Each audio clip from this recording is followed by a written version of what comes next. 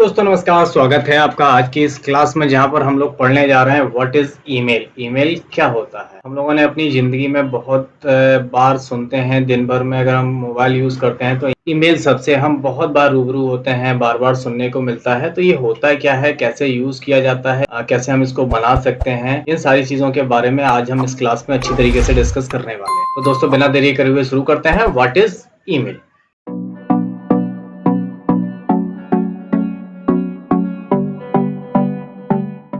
अब यहाँ पे देखिए पहली लाइन में लिखा हुआ है ईमेल इलेक्ट्रॉनिक डिवाइस द्वारा किसी नेटवर्क, यानी वो नेटवर्क क्या होता है, वो इंटरनेट के जरिए। यहाँ पे एक बहुत इंपॉर्टेंट चीज ध्यान में रखिएगा कि ईमेल अगर हम शब्द यूज कर रहे हैं तो ईमेल के लिए जरूरी चीज है वो है इंटरनेट। बिना इंटरनेट के हम ईमेल का यूज नहीं कर सकते हैं। यहाँ पर लिखा हुआ है कि इंटरनेट के जरिए हम संदेश भेजने और प्राप्त करने का एक साधन है, यानी ईमेल को हम इंटरनेट के जरिए भेज भी सकते हैं और प्राप्त भी कर सकते हैं। ईमेल का शुद्ध अगर हम मतलब समझें, ईमेल का अगर संधि विच्छेद करें तो E for electronic, M for mail. E मतलब इलेक्ट्रॉनिक और मेल, यानी इलेक्ट्रॉनिक माने वाला होता है कि बिजली से चलने वाला, और मेल माने संदेश, यानी बिजली की गति से या इलेक्ट्रॉनिकली जो मेल का आदान प्रदान होता है उसे हम ईमेल कहते हैं। आगे लिखा है कार्यालय में, अदालत में, स्कूल, कॉलेज आदि में जगहों पर ईमेल को सूचना भेजने तथा प्राप्त करने का आधिकारिक तरीका बना लिया गया है। यानी कोई भी ऑफिस हो, स्कूल हो, अदालत हो, कॉलेज हो, यहाँ पर अगर हमें किसी को कोई सूचना देनी है या उनसे सूचना लेनी है तो ईमेल को एक वैध तरीका मान लिया गया है लेटर को प्राप्त करने का। यानी डाक से भेजने की बजाय हम ईमेल पर भी सूचना जो भेजते हैं वो हम एफिशिएंट यानी संतुष्टिपूर्ण मान लेते हैं। हमारे लिए सफिशिएंट प्रूफ होता है ईमेल का यूज करना। अब आगे देख लेते हैं कि और क्या लिखा है कि ईमेल एक्चुअली होता क्या है। ये कागज पर लिखी गई चिट्ठी के समान होता है। हमने अभी बताया ना कि ई फॉर इलेक्ट्रॉनिक और मेल माने होता है संदेश। जो हम वैसे अगर जब ईमेल नहीं था तो हम पहले लेटर कैसे भेजते थे, हम कागज के पत्र पर लेटर भेजते थे, है ना। अब क्या होता है कि ईमेल में सिर्फ इतना ही अंतर है कि वो कागज के पत्र पर जो लिखा जाता था उसे हम कंप्यूटर पर लिखते हैं। बस सिंपल यही अंतर है, इसके अलावा कोई भी अंतर नहीं है। ईमेल भी एक साधारण पत्र की तरह होता है। आप साधारण पत्र की कल्पना करिए और पता करिए उस पर उस समय हम उसको जब लिखते हैं तो हम क्या क्या काम करते हैं। अब देखो यहाँ पे लिखा है कि जब हम साधारण पत्र लिखते हैं तो उसमें प्राप्त करने वाले का नाम यानी रिसीवर का नाम लिखते हैं, उसका पता लिखते हैं और मैसेज लिखते हैं, और नीचे भेजने वाले का भी पता लिखते हैं और उसे भेजने के लिए नजदीकी पोस्ट ऑफिस में जाकर उसके पोस्ट बॉक्स में डाल देते हैं। तो पत्र प्राप्त करने वाले के पास कुछ दिनों में चला जाता है। यही होता है ना।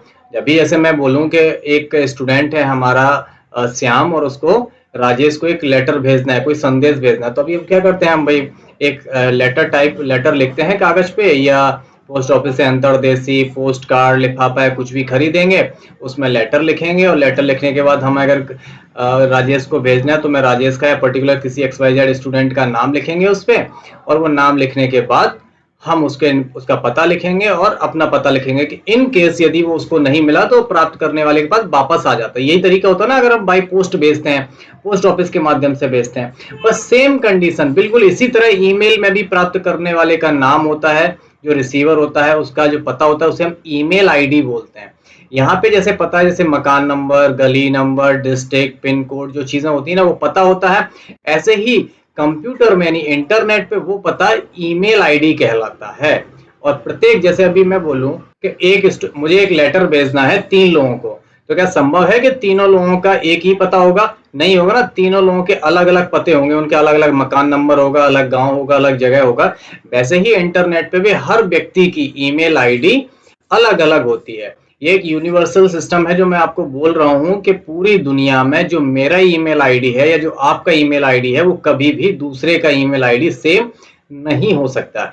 ईमेल आईडी आपकी इलेक्ट्रॉनिकली एड्रेस है, यानी इंटरनेट पर आपका एक पता है जिस पते पर आप ईमेल प्राप्त करते हैं। जैसे हमारे घर का पता होता है, वो फिजिकली समाज में, सोसाइटी में हमारे पास पता है, ऐसे ही कंप्यूटर की सोसाइटी में, इंटरनेट की सोसाइटी में ईमेल आईडी हमारा एक पता है, एक एड्रेस है जहां पर लोग हमसे संपर्क कर सकते हैं। भाई इंटरनेट पे हम तो मौजूद होते नहीं, हमारी तो कोई फिजिकल वहां पे अपीयरेंस है नहीं, तो हमारी जो आइडेंटिफिकेशन होती है वहां पे वो एज ए ईमेल होती है। तो ईमेल कभी भी डुप्लीकेट्स नहीं होते हैं। और उसके बाद हम उस संदेश लिखते हैं, जो मैसेज हमें भेजना है उसको वो मैसेज लिखते हैं।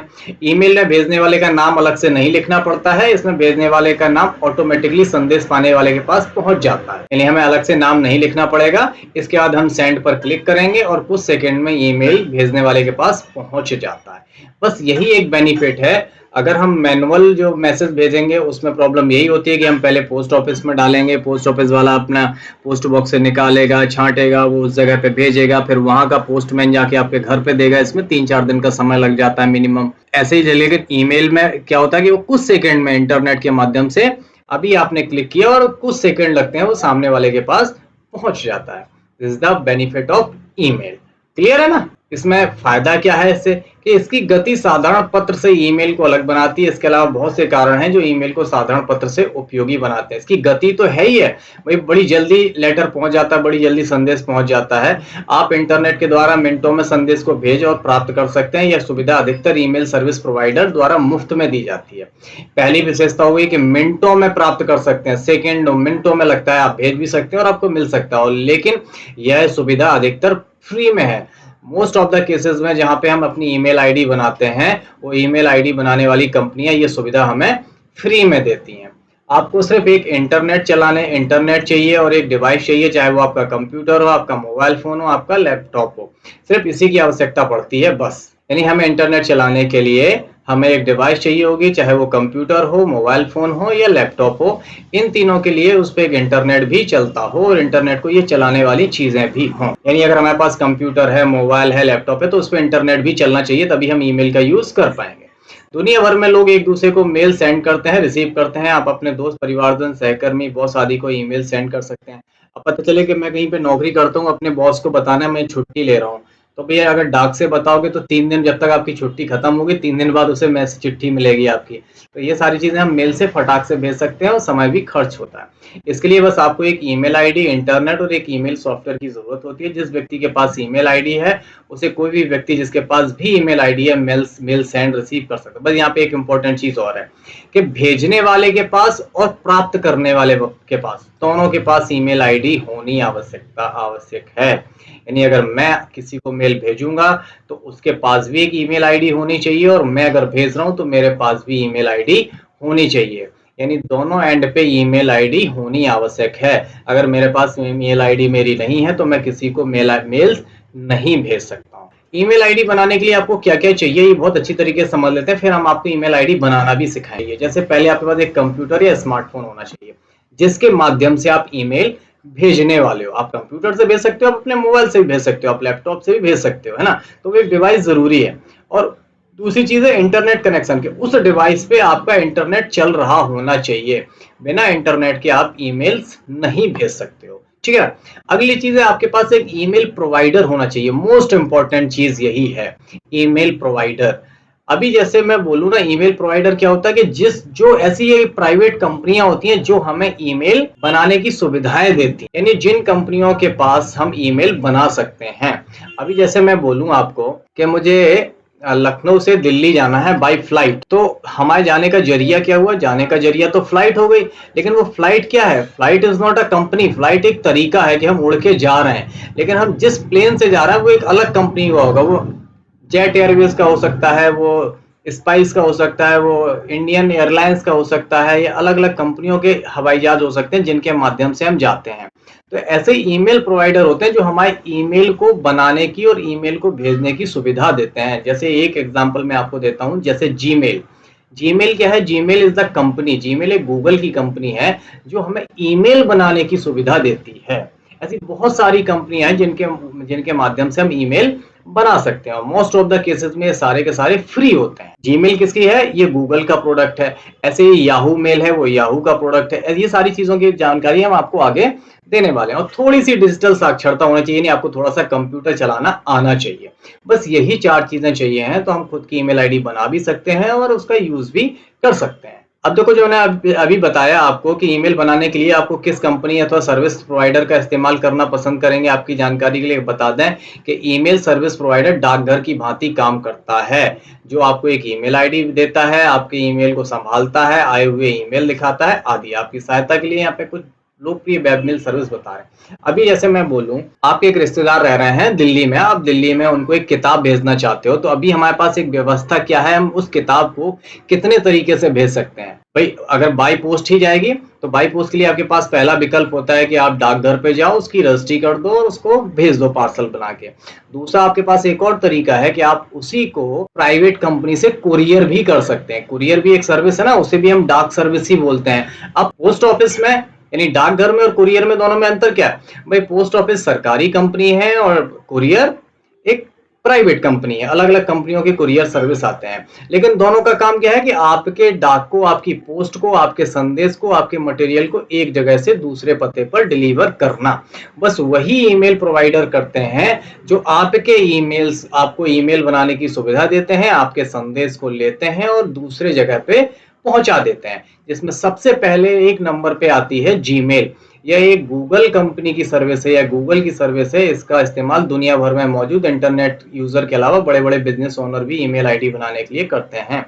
जैसे हम नहीं बोलते हैं aptinstitute@gmail.com, तो जीमेल इज द कंपनी जिसके ऊपर हमने अपनी ईमेल आईडी बनाई है। ये हम आगे आपको बनाना भी सिखाएंगे। तो जीमेल भी एक कंपनी है, एक सर्विस प्रोवाइडर है इंटरनेट पर, जो इसके ऊपर हम अपना ईमेल आईडी बना सकते हैं। ऐसी दूसरी कंपनी है जिसे हम बोलते हैं याहू मेल, ये भी ईमेल बनाने की सुविधा देती है। आउटलुक है, जोहो मेल है, रेडिफ मेल है, ये सारी प्राइवेट कंपनियां हैं, लेकिन ये सारे के सारे हमें फ्री ईमेल बनाने की सुविधाएं देती हैं। अभी जैसे मैंने आपको बताया था कि इस पृथ्वी पर, इस हमारे समाज में, इस देश में आपको अगर मुझे कोई संदेश भेजना है तो भेजने के लिए आपको मेरा क्या चाहिए? मेरा एक पता चाहिए, मेरा नाम चाहिए, मेरा मकान नंबर, मेरे गांव का, मेरे शहर का, मेरे डिस्ट्रिक्ट का, मेरे प्रदेश का और मेरा पिन कोड।